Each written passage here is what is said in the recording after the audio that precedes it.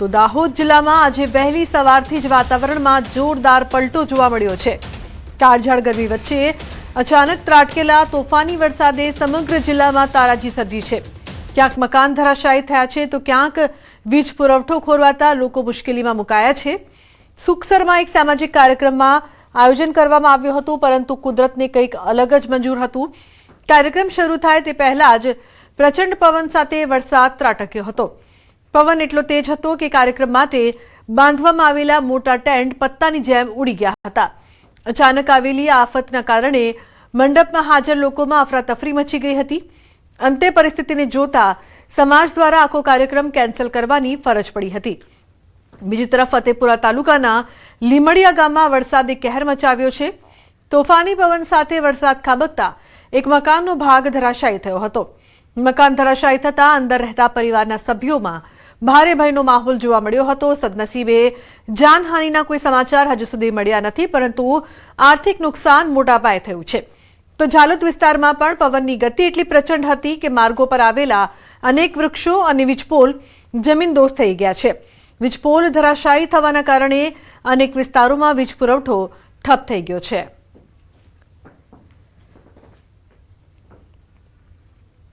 તો રાજ્યના કેટલાક વિસ્તારોમાં વાતાવરણ પલટાયું છે। અનેક વિસ્તારોમાં ધોધમાર વરસાદ ખાબક્યો છે। દાહોદમાં વહેલી સવારે પવનના સુસવાટા સાથે કમોસમી વરસાદ વરસ્યો છે।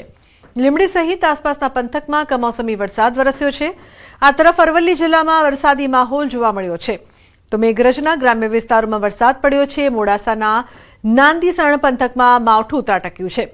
તો યાત્રાધામ શામળાજીમાં પણ વહેલી સવારે વરસાદી માહોલ હતો। મહીસાગર જિલ્લાના વાતાવરણમાં પલટો આવ્યો છે અને કડાણા તાલુકાના સરહદી વિસ્તારોમાં વરસાદ વરસ્યો છે। આ તરફ સાપુતારામાં પણ વરસાદી માહોલ જામ્યો હતો। ગિરિમથક સાપુતારા સહિત તળેટી વિસ્તારોના આકાશમાં કાળા ડિબાંગ વાદળો ઘેરાતા ખુશનુમા માહોલ સર્જાયો છે।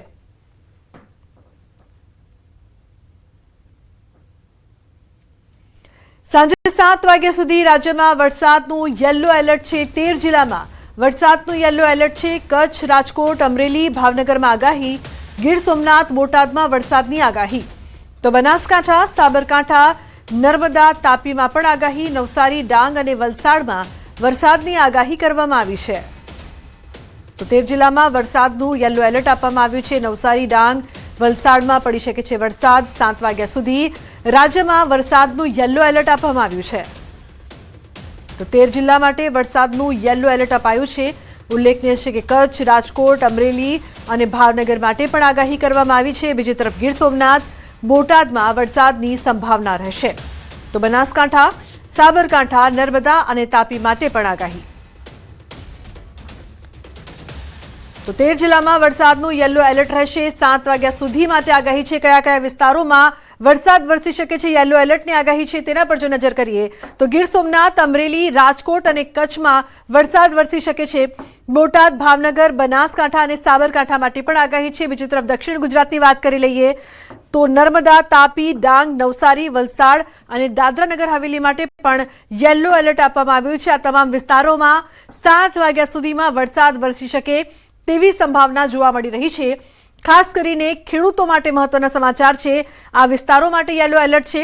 કચ્છ, બનાસકાંઠા, સાબરકાંઠા, રાજકોટ, ગીર સોમનાથ, અમરેલી જેવા અનેક વિસ્તારો માટે આગાહી છે યલો એલર્ટની। ભર ઉનાળે રાજ્યમાં પડશે કમોસમી વરસાદ। હવામાન વિભાગની માવઠાને લઈને આગાહી છે। આજે રાજ્યમાં રહેશે કમોસમી વરસાદનો માર। પવનની ગતિ 40 થી 45 પ્રતિ કલાકની રહેશે। અરવલ્લી, મહીસાગર, દાહોદ, પંચમહાલ, છોટાઉદેપુર, રાજકોટ, બોટાદ, અમરેલી અને ભાવનગરમાં વરસાદની શક્યતા રહેશે। ગાજવીજ, ભારે પવન સાથે વરસાદની આગાહી આ તમામ વિસ્તારોમાં કરવામાં આવી છે। તો પવનની ગતિ પણ વધુ રહેશે, સાથે ગાજવીજ સાથે વરસાદ વરસશે। 5 तारीख 5 मई के लिए आज का जो पूर्वानुमान है इसमें हल्का से मध्यम बरसात का संभावना रहेगा गुजरात क्षेत्रों में और सौराष्ट्र कच्छ दोनों क्षेत्रों में। इसमें जो डिस्ट्रिक्ट हमारा गुजरात रीजन में आएगा अरावली, महिसागर, दाहोद, छोटाउदेपुर और पंचमहल के लिए दिया गया है। इसमें हल्का से मध्यम बरसात के साथ मेघ गर्जना और बिजली गिरने का भी संभावना रहेगा और जो तेज हवा की गति 40 से 50 किलोमीटर प्रति घंटा में रहने का संभावना रहेगा। તો હવામાન અંગે અંબાલાલ પટેલની મોટી આગાહી. રાજ્યના કેટલાક વિસ્તારોમાં વાતાવરણ પલટાશે. આજથી 8 તારીખ સુધી હળવા છાંટા પડી શકે છે. દેશના ઘણા ભાગોમાં આંધી વંટોળ સાથે વરસાદ વરસશે. મે મહિનામાં એક પછી એક પશ્ચિમી વિક્ષેપ આવતા રહેશે. 15 મેની આસપાસ પ્રી મોન્સૂન એક્ટિવિટીનો વરસાદ. 15 જૂન આસપાસથી વરસાદ થવાની શક્યતા. અંબાલાલ પટેલ દ્વારા આગાહી. તારીખ 25 મે થી 7 જૂન વચ્ચે રોહિણી નક્ષત્ર. રોહિણી નક્ષત્રની શરૂઆતમાં વરસાદ થાય તો પવન ફૂંકાય અને વરસાદ ઓછો પડે. પ્રી મોન્સૂન એક્ટિવિટીનો હમણાં તારીખ 3, 4, 5, 6માં દેશના ઘણા ભાગોમાં પ્રી મોન્સૂન એક્ટિવિટીનો વરસાદ થવાની શક્યતા રહેશે. ગુજરાતમાં પણ ધીરે ધીરે લોઅર ક્લાઉડ બનશે તો લગભગ તારીખ 5 થી 8માં ક્યાંક પ્રી મોન્સૂન એક્ટિવિટીનો વરસાદ થવાની શક્યતા રહેશે. ગુજરાતમાં પણ લગભગ 40 કિલોમીટરનો વિન્ડ ગસ્ટ અને સામાન્ય જે પવન છે એ 10 થી 25 કિલોમીટરનો ફૂંકાવાની શક્યતા રહેશે. ખાસ કરીને કચ્છમાં ભારે પવન ફૂંકાવાની શક્યતા રહેશે. હવે ગરમીમાં આંશિક ઘટાડો થશે પણ બપોર પછી લૂ ચાલવાની શક્યતા રહેશે. ઉલ્લેખનીય છે કે અત્યારે ગરમી ઘટવામાં છે પરંતુ ધીરે ધીરે તારીખ 11 થી 20માં પુનઃ એક્ટિવિટી શરૂ થશે અને તારીખ 11 બાદ આગ જેટલી ગરમી ફરી પુનઃ થવાની શક્યતા રહેશે. જોકે વાદળો તો સવારે એવા આવતા નથી પણ બપોરે એકદમ વાદળો જતા રહેતા ગરમી જબરજસ્ત જણાશે. ગાંધીનગર સંત સરોવરની સાબરમતી નદીમાં કલોલના આરસોડિયાનો યુવક ડૂબ્યો છે. યુવક 4 મિત્રો સાથે નદીમાં નહાવા પડ્યો હતો જ્યાં પાણીમાં ગરકાવ થઈ ગયો. 4 યુવક ડૂબતા હતા જ્યાં સ્થાનિકોએ 3 યુવકોને બચાવ્યા હતા પણ એક યુવક ઊંડા પાણીમાં ગરકાવ થઈ ગયો. ગાંધીનગર ફાયરને કોલ મળતા ફાયર જવાનોએ શોધખોળ શરૂ કરી છે. ફાયર વિભાગ દ્વારા પણ અપીલ કરાઈ હતી કે નદી, કેનાલ કે તળાવમાં નહાવા જવું નહીં. છતાંય લોકો નદીના પટમાં નહાવા જવાની લામાં ડૂબી રહ્યા જવાના કિસ્સા સામે આવી રહ્યા છે. તો 4 યુવકો નદીમાં નહાવા માટે ગયા હતા તે સમયે આ દુર્ઘટના થઈ છે. ઊંડા પાણીમાં યુવકો ડૂબ્યા છે. બોડેલીમાં મગની ખેતી કરતા ખેડૂતોને વધુ એક આર્થિક ફટકો પડ્યો છે. નકલી અથવા ગુણવત્તાવિહીન બિયારણના કારણે ખેડૂતો ભારે નુકસાન ભોગવવા મજબૂર બન્યા છે. મોરકલા ગામના ખેડૂતોનું કહેવું છે કે 2 મહિના પછી પણ પાકમાં શીંગો લાગ્યા નથી. ખાસ વાત એ છે કે એક જ ખેતરમાં 2 અલગ અલગ કંપનીના બિયારણ વાવવામાં આવ્યા હતા જેમાં એકમાં સારી ઉપજ જોવા મળી રહી છે જ્યારે બીજામાં કોઈ વિકાસ નથી.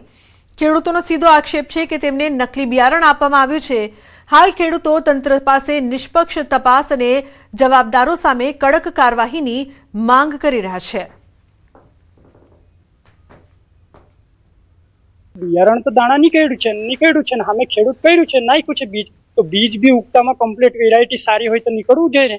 તો અમારે કહેવાનો મતલબ છે કે અમને ખેડૂતોને ઉપરથી દેવેદાર અમે થઈ જાય ને આખું ખેતર બગડી ગયું, પીડા પાલ પડી જાય, દેવેદાર લોકો થઈ જાય ને અમને ઉપરથી સામેથી ધમકી આપે છે તમારે કેસ કરવો હોય જે બી કરવો હોય કરી દો, એવી રીતે અમને ધમકી આપે છે. હું મારા ખેતરમાં મગનું વાવેતર કરવા માટે માર્ચ મહિનામાં મોરખલા કૃષ્ણા ટ્રેડર્સમાંથી મગનું બિયારણ લાવ્યો હતો. ટીબી સુપર એસોસિએટેડનું એ બી હતું. એક થેલી 1 કિલોના 280 રૂપિયા. પણ એ બિયારણ બિલકુલ ખરાબ જણાયું. ઉગતામાં પીળા થઈ ગયા. અમે બીજું બિયારણ મારા ખેતરમાં લગોલગતાથી જ ચાલુ કરેલું છે, તેમાં કોઈ નુકસાન નથી. અને આ બિલકુલ ક્વોલિટી આખી ખલાસ થઈ ગઈ અને સિંગ ફળ ફૂલ આવતું નથી. ટ્રેડર્સ વાળા ભાઈ એવું કે છે કે મેં જ્યાંથી કંપની લાવ્યો તો એ કંપની વાળો ફોન નથી ઉપાડતો, એ અમેરિકા છે, એ ત્યાંથી જવાબ નથી આપતો. હું તમને શું જવાબ આપું? કારણ કે અમારો તો આ બધું નુકસાન જ થઈ ગયું છે. લગભગ 6 કે 7 હજાર વીઘા તે અમારો ખર્ચ થઈ ગયું છે અને 18 વીઘાનો વાવેતર છે. હવે એ હિસાબથી અમારે તો લગભગ કરજ થઈ ગયું છે એવું લાગે છે. ને જે અમારી માંગણી છે કે ભાઈ અમને ખર્ચો આપો, 6 કે 7 હજાર રૂપિયા વીઘાથી ખર્ચો તમે આપો. અમને આખું પાકનું વાવેતર તો નથી જોઈતું પણ ખર્ચો જે લાગેલો છે એ આપો અને પાકનું આપે તે તો અમને અમારા લીધે બહુ સારું કહેવાય. બીજી તરફ ખેડૂતોનું કહેવું છે કે વેપારીએ પણ તેમને ઉદ્ધત જવાબ આપતા કહ્યું કે જે બિયારણ આપ્યું તે થેલીમાં મગનું બિયારણ તો નીકળ્યું ને અમે તો બિલથી બિયારણની ખરીદી કરીએ છીએ. તમારે ફરિયાદ કરવી હોય તો કરી શકો છો. આ સાંભળીને ખેડૂતોમાં રોષ ફાટી નીકળ્યો છે. જોકે ન્યૂઝ 18 ગુજરાતીએ જ્યારે વેપારીને સવાલ કર્યો તો ભાઈ ઠંડા પડી ગયા અને પોતાનો બચાવ કર્યો. હા, તો મેં કીધું ને કે એમાં બિયારણ વીક હોય બિયારણ જે યલો મોઝેક ટોલરન્સ ના હોય, આજે અમે 5-6 વર્ષથી આ બિયારણ વેચતા હતા, એમાં આ પ્રોબ્લેમ નહોતો આવતો. આ 6ઠું કે 7મું વર્ષમાં એમાં પ્રોબ્લેમ આવ્યો છે. તો એની વેરાયટી એ વીક પડી હોય, એના લીધે એને ઉપર એટેક થયો હોય વાયરસનો, યલો મોઝેક વાયરસ લગભગ બધા ખેડૂતોને આવી ગયેલો છે. છોટાઉદેપુર જિલ્લાના ખેડૂતો વારંવાર આકાશી આફતનો સામનો તો કરી રહ્યા છે અને ખેડૂતો બેઠું થવાનો પ્રયત્ન પણ કરી રહ્યા છે. પરંતુ હું જ્યાં ઊભો છું તે બોડેલી તાલુકાના કુંડી ઊંચા કલમનો વિસ્તાર છે અને જે ખેડૂતે પોતાના ખેતરની અંદર જે વાવેતર કર્યું છે, મગ જે કર્યા છે, આપ જોઈ શકો છો કે જે ખેતરની અંદર જે રીતે મગનું વાવેતર કર્યું છે તેમાં એકદમ તંદુરસ્ત જે મગ જે છોડ છે તે આવી ગયા છે. પરંતુ આ એ જ ખેડૂત છે કે જે ખેડૂતે બજારમાંથી બિયારણ લાવી અન્ય બાજુની અંદર જ જે ખેતીની અંદર જે ખેતી કરી છે, આપ જોઈ શકો છો કે જે મગની ખેતી છે તેમાં પીળા થઈ ગયા છે છોડ. એટલે ચોક્કસથી આજે ખેડૂતો જે આક્ષેપ કરી રહ્યા છે કે અહીં જે બિયારણ જે આપવામાં આવ્યું છે તે નકલી હોય તેવો દાવા કરી રહ્યા છે. આમ તો આ વિસ્તારના એક ખેડૂત નથી, અનેક ખેડૂતો છે. આ 10 વીંગાની અંદર ખેતી કરવામાં આવી છે અને આ 10 વીંગાના ખેતરની અંદર તમામ જે છોડ છે પીળા પડી ગયા છે. જે મગ આવવા જોઈએ તે મગ આવ્યા નથી. વલસાડના ધરમપુર અને કપરાડા તાલુકાના અંતરિયાળ